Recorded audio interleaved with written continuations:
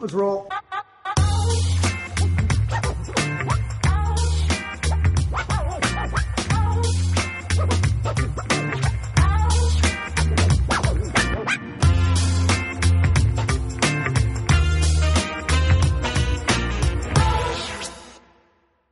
There's a level of fanciness that goes way beyond anything I want to make, but there's something about stuffing chicken quickly and easily that I seem to like. We did it about a year ago on The Minimalist with some thighs. Lump.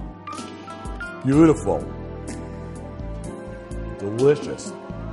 Chicken thighs. And now I figured out a way to do chicken breasts just kind of made into a sandwich around the greens, tied up and baked, so that when you slice across it, it makes a very pretty presentation. The idea is to finish, well, not finish, be ready to start cooking with something that looks like this, which is 2 chicken breasts stuffed with greens and tied together.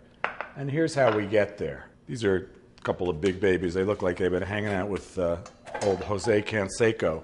And you flatten them, but not a lot. So if they're, I don't know, almost an inch thick when you start, you want them about a half an inch thick when you're done. But you don't want to really, that's pretty good. So we cooked up some spinach, raisins, pine nuts, some garlic, and salt, and just cooked until the spinach wilts. It's really good with chard also. Any green, really. And then in the wintertime, dried fruit cooked with nuts, or grains for that matter would be good in here. The breadcrumbs are just here to give it a little crunch and a little stiffen it up a little bit. You don't want to overstuff, which is the most common mistake in any stuffing is overstuffing because it's going to fall out. If you can discern where the tapered end is and where the fat end is of each chicken, flop them so thick as with thin, so that it'll cook a little bit more evenly.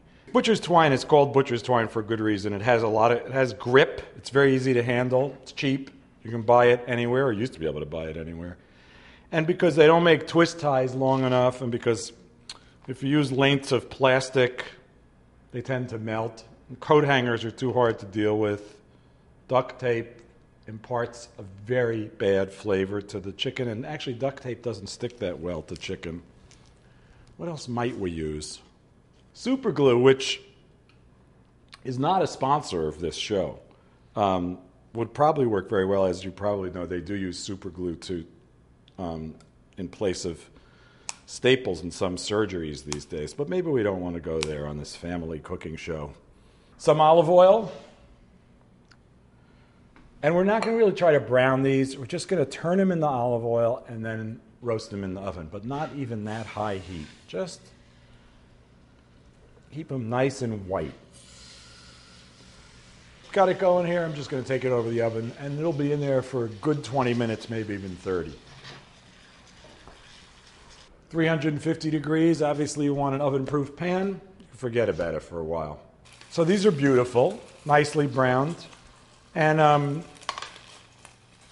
still quite juicy, very firm. We're going to do a little reduction in the pan of these beautiful juices with a mixture of balsamic vinegar and water. And while that's bubbling away, these guys are just going to rest. This is also a very effective way of cleaning your pans. I think that's how reduction sauces were invented.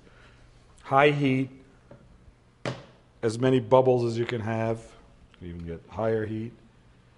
And you want this to reduce until it's pretty syrupy.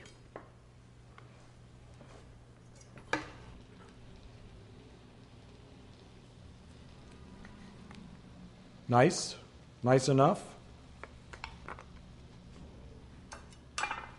Don't forget to eat the string, because after all, that's why it's there.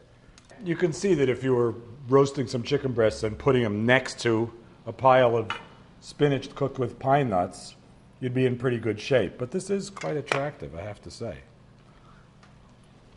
And good. All right. That's some very nice color here.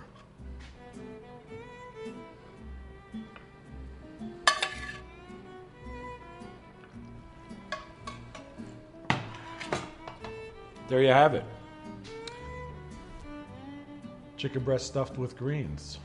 The easy way. Like the thighs we did before, a little leaner, a little lighter. Stuffing, but not stuffy.